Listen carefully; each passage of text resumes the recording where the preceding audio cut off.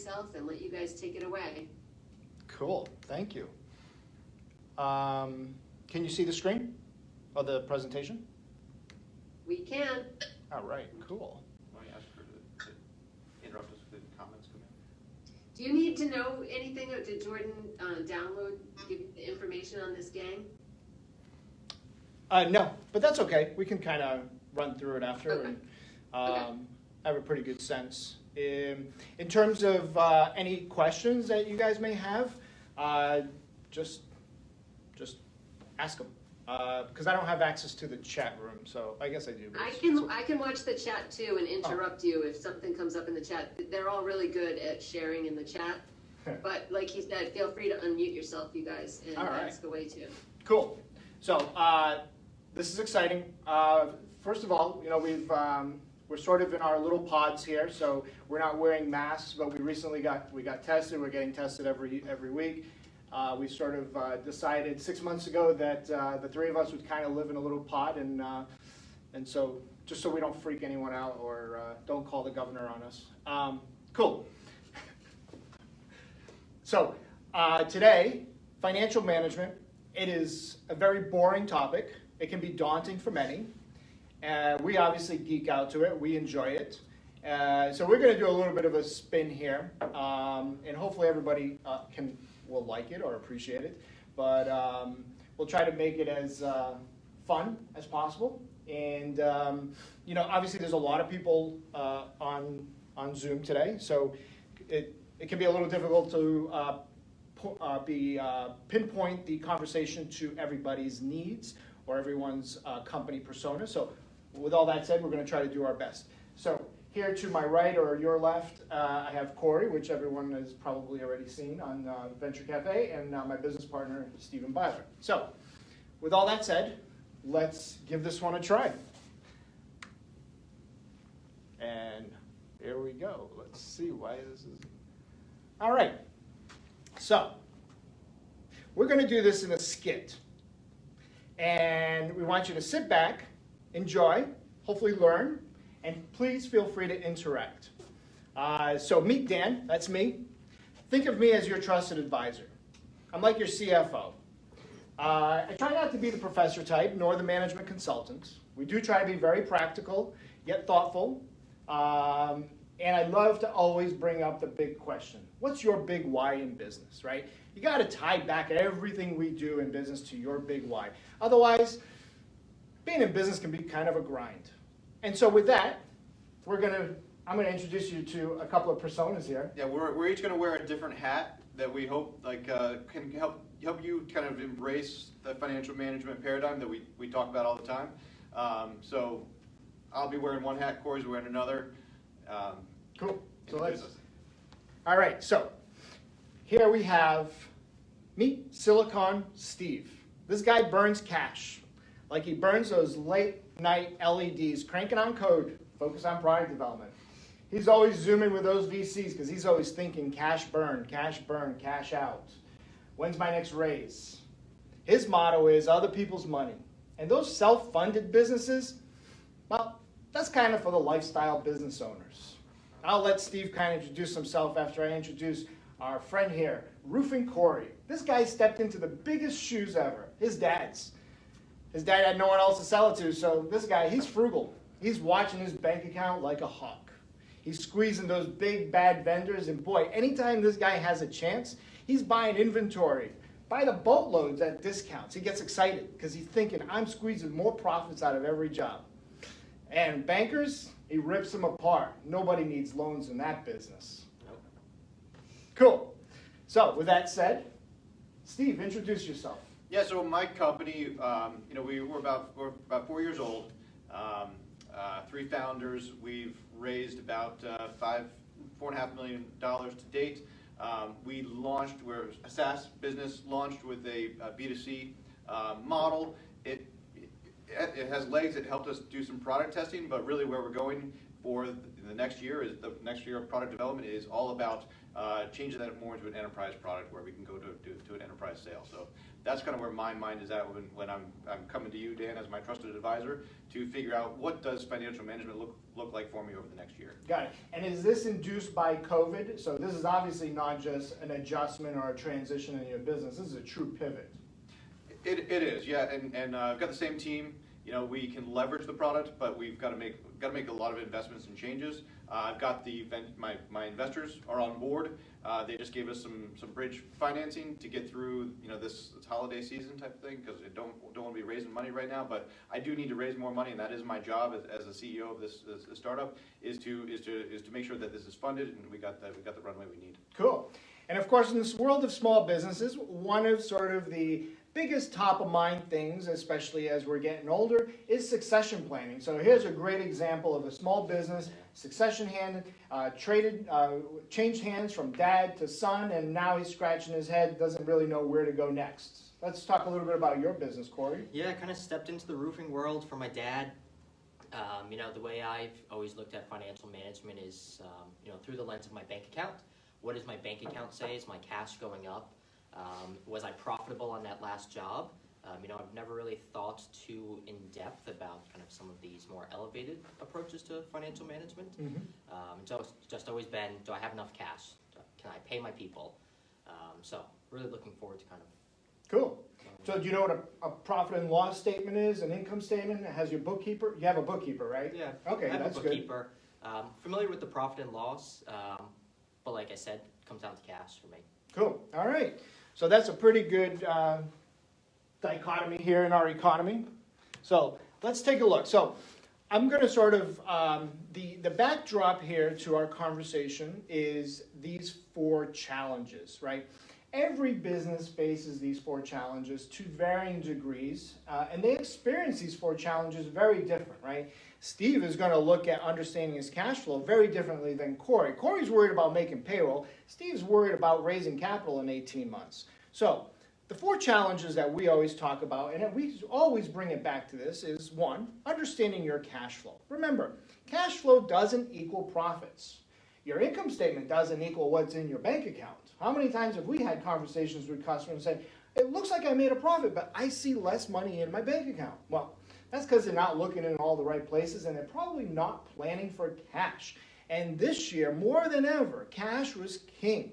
And now, with the whole PPP loan and taxability, we really got to stay focused on planning. So, 1, understanding your cash flow.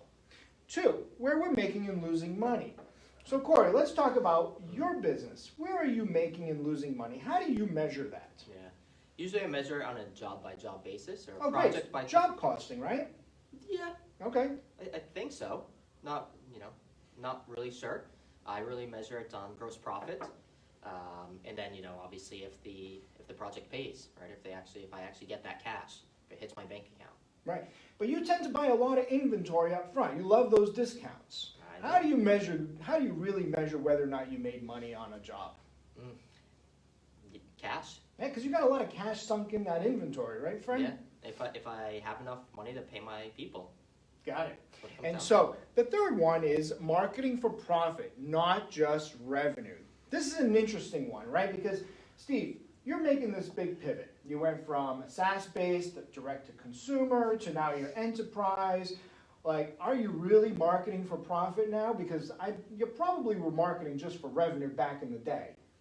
Yeah, no, it's a good framework. I like those 4, and I think 2 and 3 kind of that's where my head is at right now. Is marketing for profit, and maybe not right now, but I need to build a product. We're launching plan is to launch Q3 2021, and it's going to be a whole different ballgame. Why I'm making the pivot is because I was not making money in the consumer space, right? And I need to bring those 10x returns to the investors, sell the next idea. The next idea is leveraging this in the enterprise space, and I do want to, over the next 8 months, figure out how I market and build our marketing so that I can launch with good content, good targeted stuff to those enterprises, because I know that's a longer sales cycle. So when we start talking about budgeting and long-range planning, your customer acquisition cost profile has definitely changed.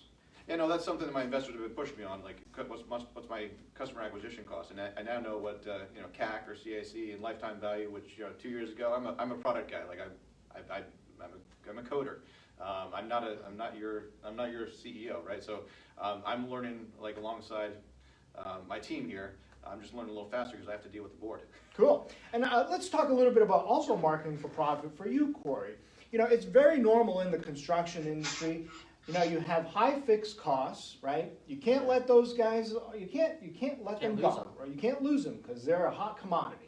You're paying them 25, 30 bucks an hour, you can't lose them because they're going to go to the next construction.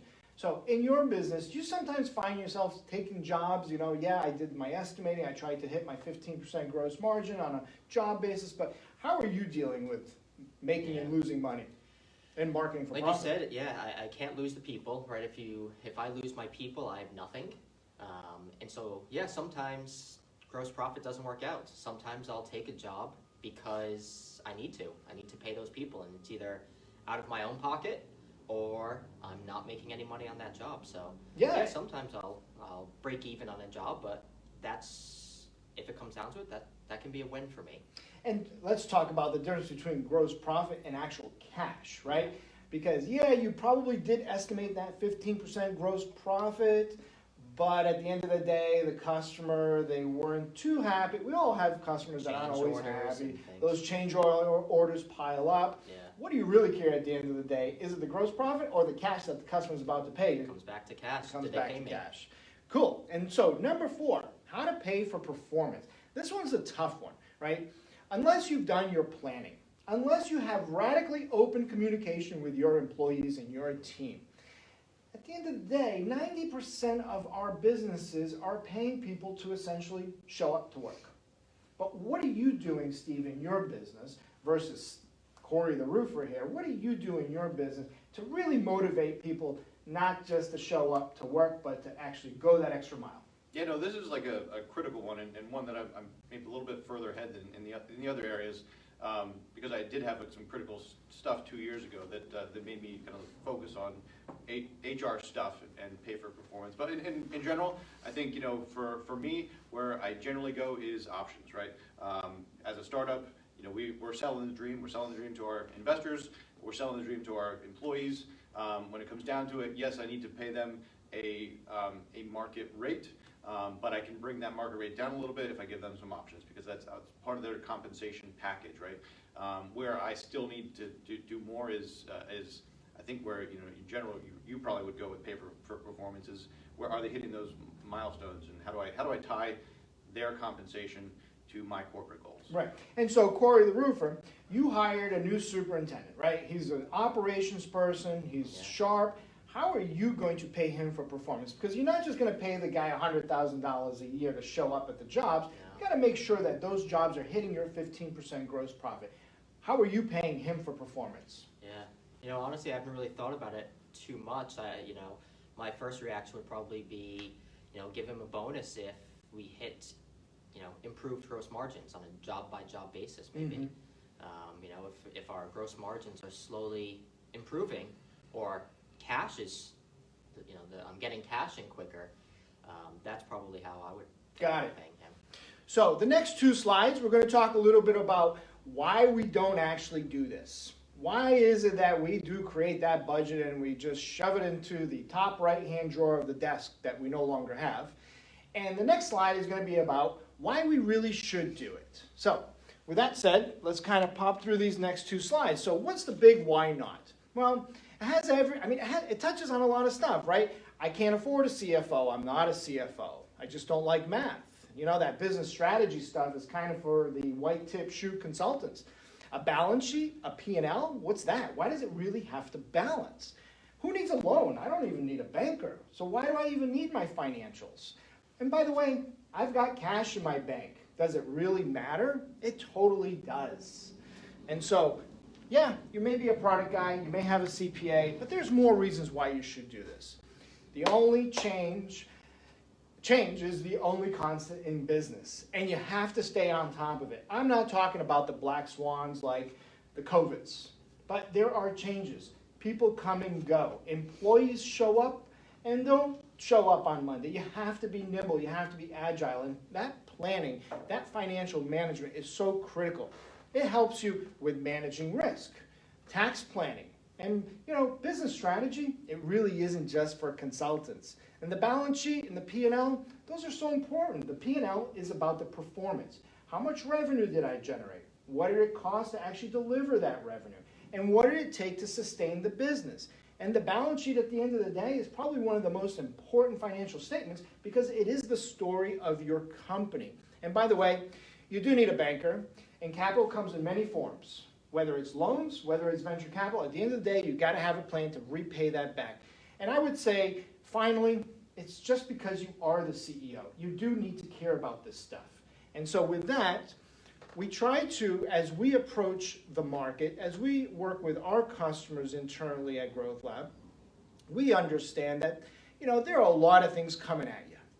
And so what we try to do is, we asked ourselves many years ago, why is it that financial management just feels so ad hoc? Why does it just kind of feel like I'm always behind the 8 ball?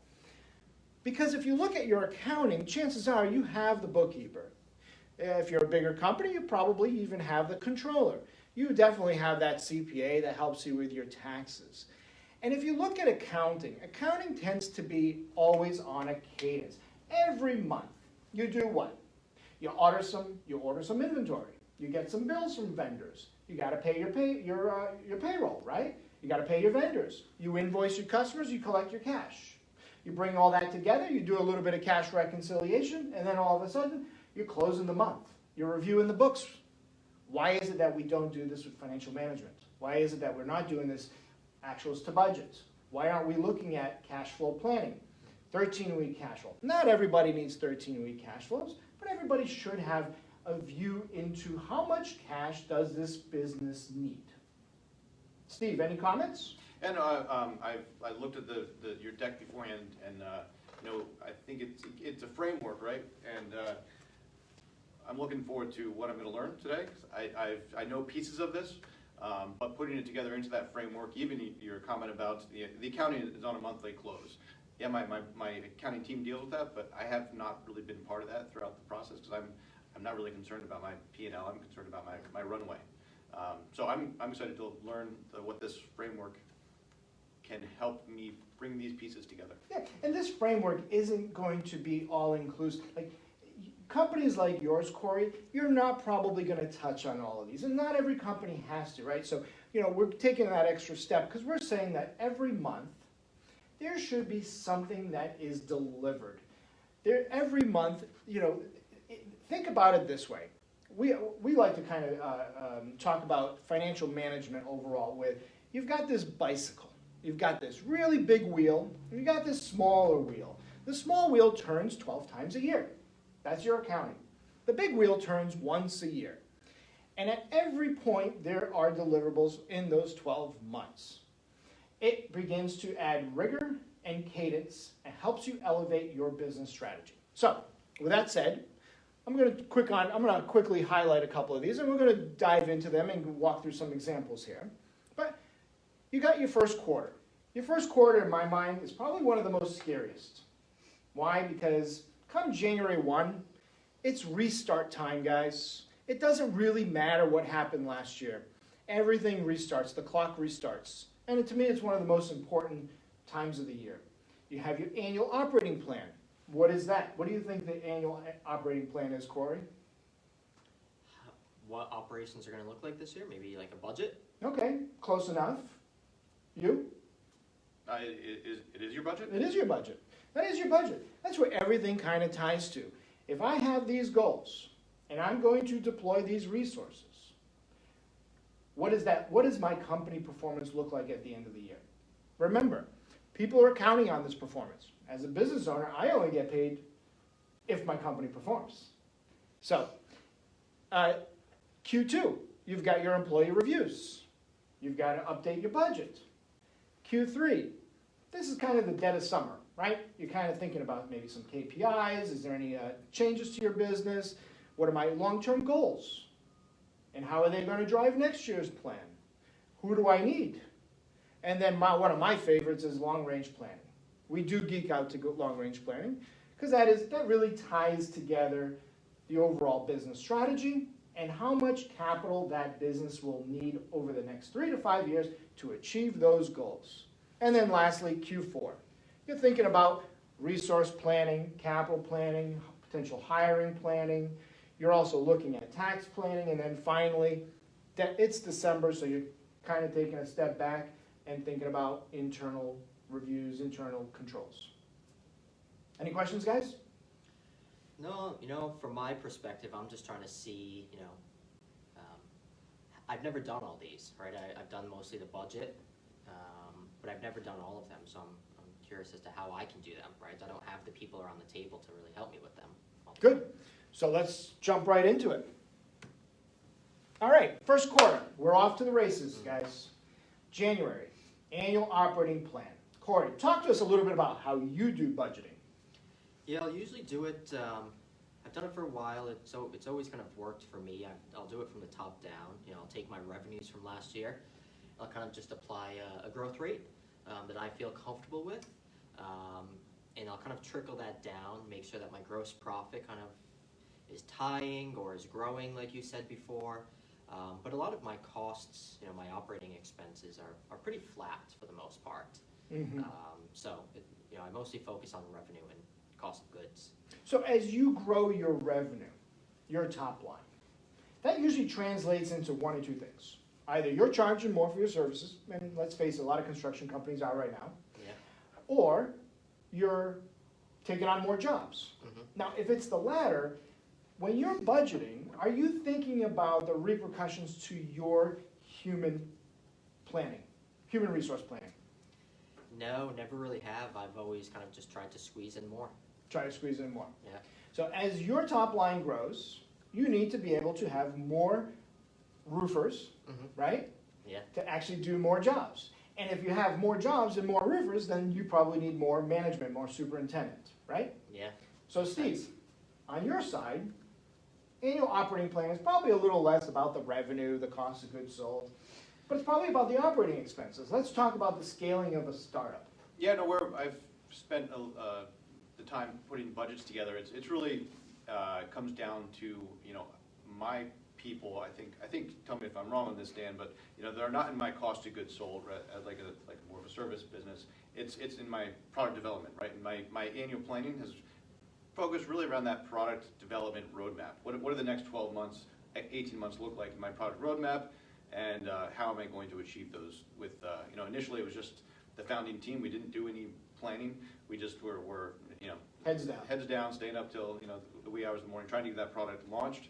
Kind of with that, I'll just be open. Like the flop of the consumer-facing product, really made us think we lost one of our co-founders, after that. But really made us think about how are we planning for this enterprise piece. And so I'm really hungry to do more. I think your language is build more cadence and rigor around that, so that I can make sure that I'm achieving those milestones, and not just finding out that I have 3 months of runway left and need to. Yep, have I hear fire you. drill. So I've got 2 rules when it comes to annual operating planning and budget. Stay focused and keep it simple. Don't try to boil the ocean. Don't try to don't try to control the telephone costs, the cost of utilities. Try to keep it a little bit high level on the operating expenses. But you want to be able to at least justify how you're achieving that revenue growth. And by the way, not every company's built the same. Steve's company, when he has revenue, he's focused on attrition. Why? Because it's the gift that keeps on giving when you're in the SaaS world. Corey, on the other hand, he may have done $10, $15 million last year, but come January 1, he's got to do this. He's got to do $10 to $15 million in jobs again. Plus, you've got to do a couple more jobs to get that growth. You've got to replace that revenue. Yeah, it's tough. That's tough. Yeah. It's tough. I'd kill for that much revenue right now, but at the same time, when I get there, I think it'll look different. And of course, a lot of your revenue, Corey, comes from word of mouth. Whereas yours, now you're building an enterprise sales team. That requires a whole other scaling on the OpEx side. Talk to me a little bit about how you're trying to attach sort of my go-to-market strategy, my new go-to-market strategy over the next 12 months, in how you're going to scale your sales team? Yeah, well, sales, I need to focus more on sales, and my board is pushing me in that direction. Right now, I am a product guy, so I'm still focused, maybe more than I should be, on that product roadmap.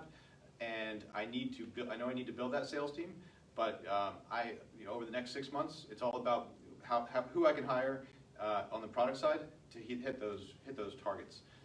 So I like to spend a little bit more time on the first quarter than the next 3 quarters, because this is the basis of the year, your budget. And when you're starting your budget, you don't really have that full year-end close of the prior year. And again, it's planning. Planning is one of those things you can actually get wrong in life. It's expected you're going to get it wrong. But you start that process in November and December, and I like to say in January, because a lot of our board of directors like to or require that the budget actually gets officially approved. Now, the annual operating plan drives many things.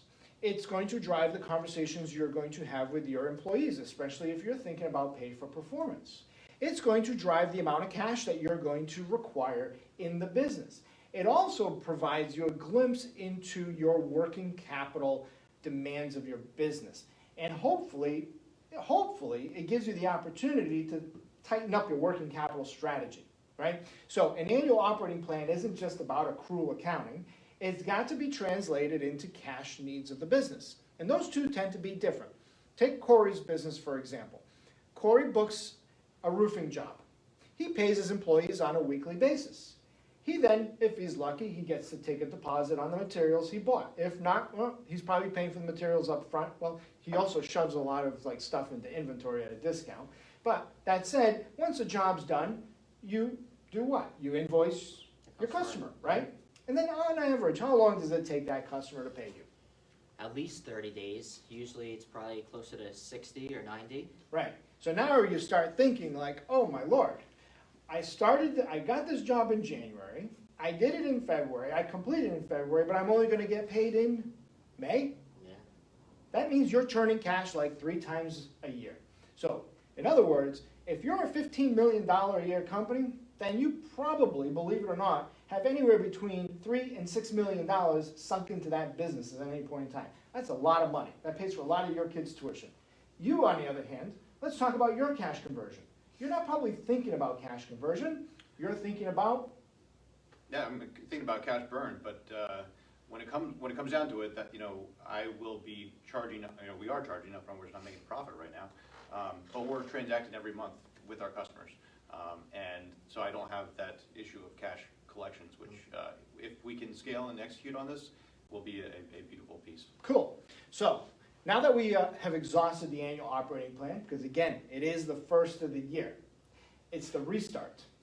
So my board's been pushing me to do that November, December, not January. That's a great idea. The problem is it's in the middle of the holidays and a lot of people just don't do it. Gotcha. So that's why But I put it in January. You should start the process in December. But as you'll see when we get to the Q3, Q4, there are things that you need to consider and do before you can jump into your annual operating planning cycle. You need to be able to think 3 years out before you start planning next year, because they all have to somehow be connected to your goals. So, with all that said, let's jump to February. Now, year-end close. We're all like, wait a minute, I already closed the year. I'm in the middle of February and you're talking to me about year-end close? Because there are things that happen, guys. You got 1099s. You got bank statements, you got credit card statements, it's a busy season for a lot of accounting professionals, let's face it. So it's sort of as long as you've been doing that rigor, that cadence every month, closing your books, yeah, your year-end close shouldn't be so time-consuming. But that's the importance of the year-end. It feeds into 3 or 4 different places. One, it is the capstone on the prior year. It is that bow tie. It is the basis of the conversations that you can begin to have with your board of directors, your investors, your bankers, your employees, and set the baseline for that budget for that year. So the year-end close is that conversation that I have with my accounting team every year before I have to send out the investment report. That's right. Gotcha. I've always just seen that as part of like, I need to send out the investor report to get it done for me. Yeah, no, it's not just you go to QuickBooks or Xero or wherever you go, NetSuite, and just click on print me last year's income statement. It's more than that. There are things that need to get done.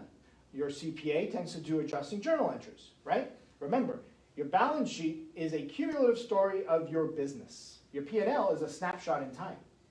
You have to do a hard close, and then you need to go ahead and adjust your balance sheet to reflect the new realities that start on, guess what, January 1st.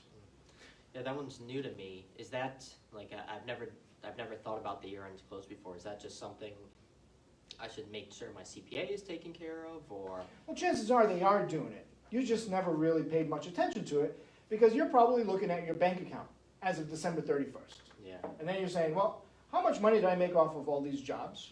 Why isn't that in my bank account? Yeah.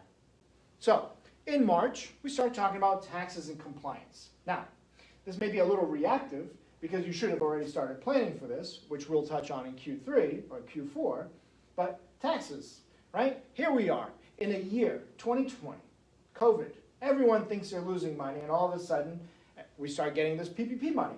And then 6 months later, at the bottom of the ninth inning, after the story's been written, the score's been counted, we now have to pay taxes.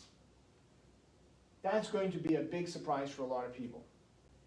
And so that's why we're sitting here today in November, December, starting to plan for that impact.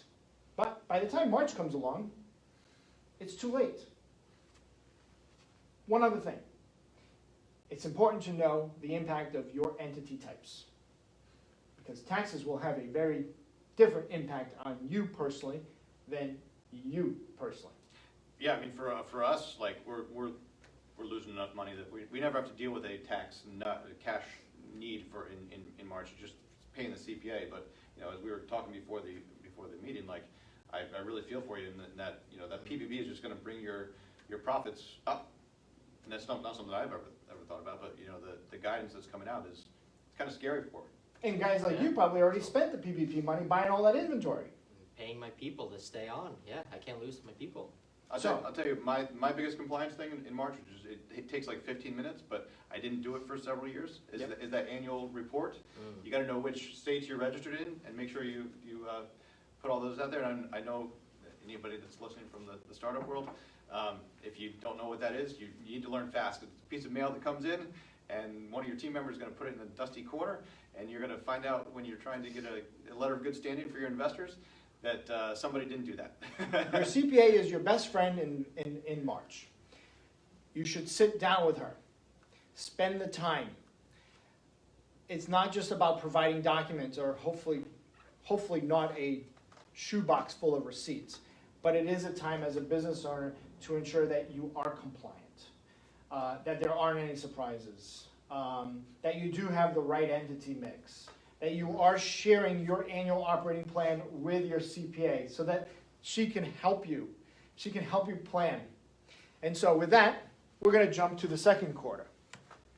So, second quarter, employees. Employees are critical, and you got to be able to measure performance. And so I'm going to spend most of the time on this slide on April and June. Employee reviews. I get it. Corey, you've got 20, 25 employees. You've probably hired some in January, some in July, some in October. When are you doing your employee reviews? Do you do employee reviews? You know, they're not really reviews. I'll do them on a job-by-job basis.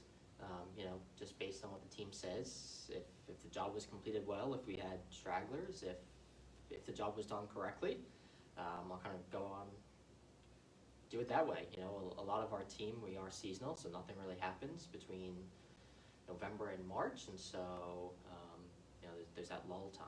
So I've never really thought about doing them in April. So you never really thought about doing the reviews, and I know there's a lot of conversation about, you know, employee feedback, employee reviews. It shouldn't be once a year, but the point of this is it's not about the just simple communication, right? Being transparent with employees. It's really about, this is what we did last year. Here's what we're planning on doing this year, and here's where you fit into this. Here are your responsibilities. Here's what you're accountable for. Here's what your performance was last year, and here's what your compensation and your bonus structure will look like, tying it back to the goals of the business. So, You know, in your world, totally different, right? Pay for performance. Let's talk about that. You know, kind of like I said earlier, like I feel like I've leapfrogged a little bit in this area, and I'm looking forward to kind of putting it into context in this whole framework. But we did have some issues 2 years ago, and had to like focus on human resources, bringing people up to some market rates, salary wise. You know, we do. You know, I did get on that April cadence. We tend to do it March, April. But that was hugely helpful because early days we hired people, like you said, you know, across the year. There was founders. You know, it wasn't about this process of bureaucracy of reviewing people. It was more about are we hitting our targets? Are we hitting our milestones? Everybody carrying their weight appropriately. But 2 years ago, I did have to like face some realities, and did bring in some consultants to get me into a framework that really reviews my people on both looking back at what they did last year and looking what do I need to do this year. And that's a framework that I've used for the last 2 years that has been really helpful. And I still need to bring more like that cash compensation, which is a conversation we need to have, Dan, but into this. But mostly it's been about W-2 compensation and those options. So employee reviews are all about making sure that you're able to align what you expect of your employees' behavior with achieving your company goals. So keep it simple. Keep them focused. Constant communication, right? There's nothing worse than when, I'm sorry, Corey, I'll jump right to you, but there's nothing worse than when you tell an employee that if we hit our budget revenue number, but you don't tell the employee what the budget revenue number is. It's like it's a big secret. You're a $15 million company. Yeah. They need to be able to believe in this. Otherwise, it's just kind of like this hope thing. Corey will give it to me if he wants. Depends how he's feeling around December 31st. So that really means opening up my financials to my team. What's wrong with that? Yeah. You know, I can see doing the reviews. If you want to hit those 15% gross margins on those jobs, you should probably open up your financials to some of your employees, if not all. You know, I can see doing the reviews for, you know, the supervisors, you know, because they can control it. But what about, you know, some of the roofers that, you know, they're focused on just kind of showing up and working hard for the day, and you know, how can it impact them? How can I incentivize them?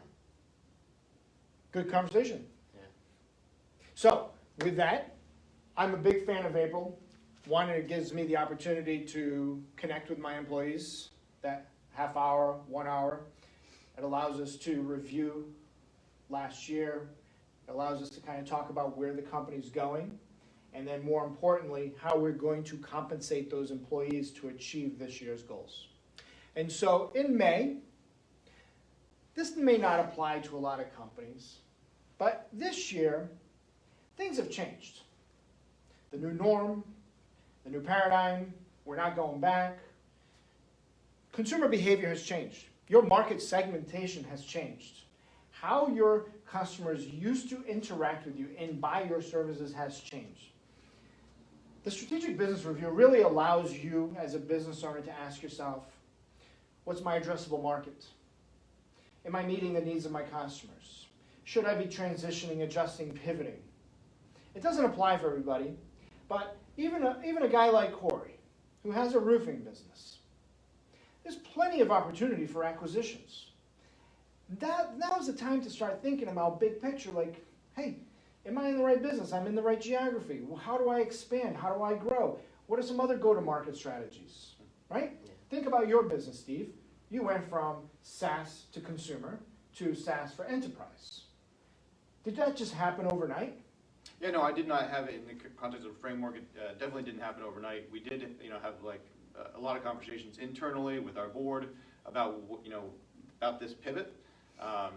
I did not kind of formulate it into a framework of a strategic business review. It was more like, what do we need to do to survive? But I like that framework of, you know, what is the customer base? How is it changing? What do I need to do to change with it? Yeah, 1 to 2 hours in the month of May to kind of sit back, reflect on your business, reflect on your industry, and more importantly, are you meeting your customers' needs? And so now this takes us to June. We'll spend a couple minutes here in June. So in June, you've had about 6 months of actuals, give or take. you kind of have a pretty good sense of whether or not you're on target, off target. And you better have a pretty good sense of like, how am I going to close that gap? So, Corey, if you expected to do $15 million in the current year, and your run rate right now is $5 million, and even with seasonality effects in your business, you're probably a little off budget. So, in June, you start asking yourself, okay, how do I get back on budget? Where do I need to adjust?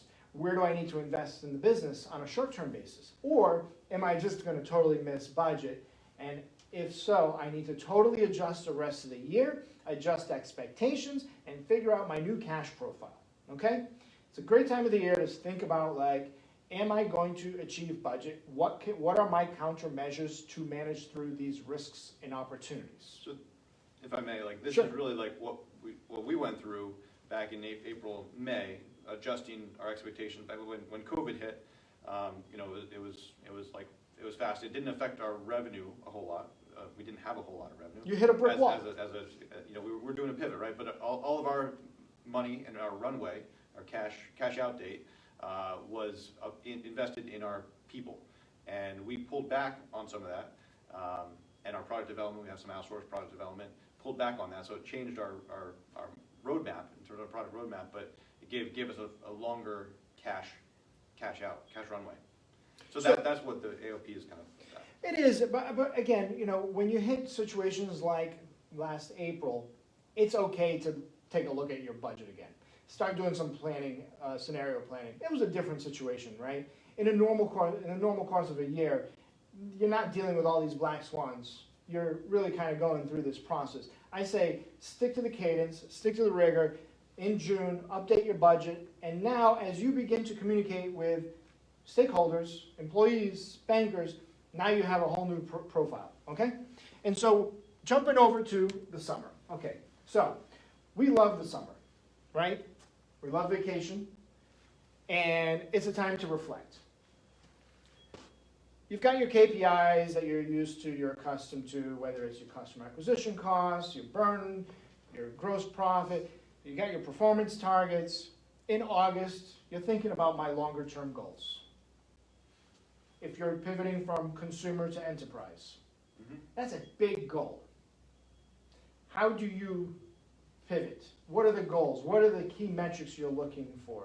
Corey, if you're looking to move from your current state to another geographic location, what does that goal look like? How do you measure it? In the short term, in the long term. Remember, this is going to start feeding this information. If my goal is to grow my company by 25%, and I'm going to need to find another $1 million to fund that 25%, I need to be able to have those goals. I need to be able to understand, see those goals, who owns it, and how do I measure if those individuals, those teams are actually executing to those goals. So, question? No, it's more like I'm beginning to see how this all fits together, because one of the things you asked me earlier was, you know, in that adjusting of the budget process, was did I bring my team along? And looking back on it, like that was a big error on my part. I didn't bring the team along, right? I told them we were having conversations, we were adjusting our expectations, but I didn't bring them along in the process. I did have to pull back on some salaries, and that was like a dropping a brick on everybody. And that was a challenge. As we're looking at Q3 here, I'm beginning to see how this all does turn into that wheel, right? Not just a line across the year, but as I hear you talking and look at these frameworks, like my goal deployment plan, my plan for 2021, I need to hit those product milestones. Right. And if I can go on a limb here and tie back to those employee reviews, like if I tie hitting those milestones to some kind of compensation target, that's where this whole planning kind of ties together. Is that? Yes. Am I tracking there? I think so. Corey, do you have anything to add? I'm just, I'm trying to understand the difference between, the goal deployment plan and the strategic business reviews. What is the difference there for my business? Well, I think one feeds the other, right? If the dynamics of your business have changed and you need to pivot, change your go-to-market strategy, well, guess what? Your goals are also going to change. And so once you've set your goals, now we can start thinking about long-range planning. And I love long-range planning because it is 3 to 5 years out. And one of the beauties is you're going to get it wrong. And I love being wrong, right? And it gives you the opportunity to ask these bigger questions like, hey, if I do pivot and I do sunset my strategy around consumer, how much capital do I ultimately need to feed that pivot? What does the scaling of that business look like? Because business isn't just from one year to the next, right? It's you're in it for the long run. So long range planning, not every company is going to be doing 5-year planning, right? This just doesn't make sense. But if you're a restaurant, for example, outside of the COVID era, you're a restaurant and you're looking to begin to expand your territory by expanding your footprint into new cities, new states. You just don't wake up one day and say, I'm going to go to Boston. That is a long-term project. That requires capital, resources, planning. That should really be about your 3 to 5 year planning. So, coming out of the summer and the fall, here we are in the middle of the holidays. We're living this right now, guys, right? If the holidays are all about planning, then it starts in October. October is a great time to connect with your bankers. Share with your bankers your actuals to budget based on current year annual operating plan. Show them the performance. Think about next year. You finished your long range plan. You know you're going to expand. You know that you're going to need people. Well, you need to start thinking about that people planning. You need to start thinking about that capital planning. Liquidity, right? In the startup world, we talk about liquidity, right? That's what keeps the gears moving. Mm-hmm. One other thing, I've gotten more calls as a startup CEO, more calls in the last 12 months from bankers than I have before that. I don't know if that's just because of the stage of the business I'm in, or if that's a change in kind of the banking world. But how do I leverage bankers? Well, as opposed to my venture, my VCs have been my capital, right? I think it's cash management. I don't know what type of bankers are calling you, but I would see more along the lines of you, Corey. You have a business model that has a structured working capital cycle. Like everybody understands it. It's very easy to understand. Yours is not.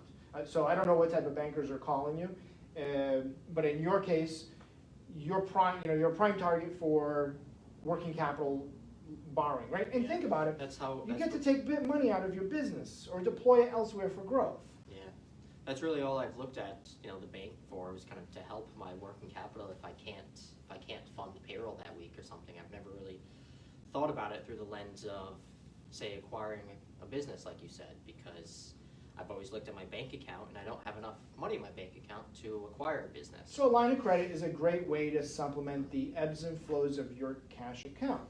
Yeah. As long as your line of credit doesn't end up being structural debt, then you should be having other conversations with your bankers.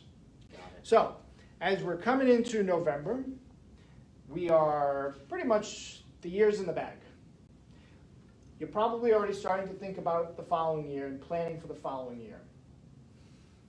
November is a great time. It is the time that you should be doing tax planning because it still gives you 30 to 60 days to make surgical moves with cash or estimates, whatever it may be, funding 401ks. I mean, if November is the best time to connect with your CPA and actually spend the time, November is also a great time to connect with your CPA. And yes, not everything happens in November. There's a lot of CPAs that are still doing tax planning even through the end of the year, especially this year with the PPP loan tax implications. There's a lot of uncertainty. Your CPA is probably one of your best friends this year. So, any questions around tax planning? Obviously, in your world, you got R&D tax credits, which we don't need to really touch on here, but that's also should be part of your tax planning. You, on the other hand, because you are a pass-through entity, as an S-Corp, taxes really do impact you personally and your family. Yeah, and especially this PPP kind of took me off guard.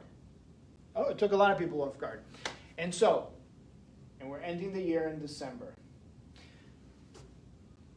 Keep it simple, keep it focused, keep December balanced.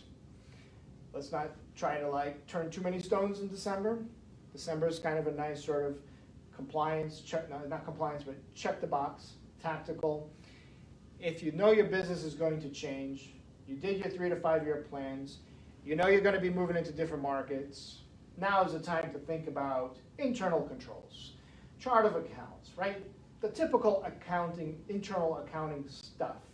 Great way to clean up the balance sheet, clean up the P&L. You've got customers that have left you, you've got accounts that you're no longer using. Time to clean up the balance sheet, time to clean up the P&L, time to even take a look at your workflow, your accounting workflow. Am I paying bills right? Am I just like paying bills whenever the bill comes in? Or do I have an accounts payable with my bills actually staged? Guys, if you have any questions, this applies to both of you right now. My accounting team last year, so I guess it was this time, so maybe they were following this path, but they really came to me and told me like the 3 things I needed to change. One was my chart of accounts, whatever. I saw a simplified P&L after that. But the other 2 were apps for paying our bills, so I didn't have to sign all the checks because I was getting busier. I wasn't, we missed a payment because I didn't sign the check and send it out. So they digitized that, and they connected some of our customer payment software to our general ledger. Yeah. So I saw stuff that I didn't see, but I think that they were kind of following this calendar to upgrade our accounting. Yeah, if you haven't talked to your bookkeeper or your accountant, I'm not talking to your tax planning or CPA, but your accountant, right? The one who's in your books. If you haven't talked to her or him in a while, December's a good time to do it. If you're seeing things that you don't like, or if you're seeing things that maybe you'd like to see more of, like payment cadence, managing that cash flow. If you want to manage cash flow, it's all going to start with how you're paying your bills. And then it's going to end with how are you collecting payments from customers. Now, if there's one thing that we've learned in 2020 is that cloud accounting, workflow systems, access to payment systems has been super critical because it has been the core, if not spot on, the core of business continuity in 2020. How many businesses, frankly, how many industries literally shut down because the accounts payable clerk could not issue a check to you? And then you couldn't pay this. And remember, it rolls downhill. Mm-hmm. Cool. And so that's December. Holiday's all about planning. And one last slide, I promise. Feedback is always appreciated. This is not an easy topic, but one that we love. And so in closing, we've been preaching this for a while. Planning is back in vogue. You don't have to be 100% correct. You can keep it simple, right? But the secret here is cadence and rigor. Let's get back to basics, guys. We've been preaching this in our own company for the last 2 months. Going into the end of the year, keep it simple, stay focused, and whatever we do, it's got to be about the customer. If it's not about the customer, throw it out. 2020, systems and processes, technology, and people are key to your success. And by the way, right-sizing your business, it's not a bad thing. You can't control everything as a business owner, as a CEO. And so there are times right-sizing your business is painful, but it is also many times, the most important thing you can do on the way down than on the way up. And staying one step ahead is critical. Be agile, make those decisions. And then marketing this year, it's changed forever. Marketing is the new business development. I think any industry that was so accustomed to rubbing elbows, bellying up to the bar and having a couple of beers and personal networking and large networking events, marketing today is the new business development. And then lastly, after 10 years of affordable capital, I'm banking on cash.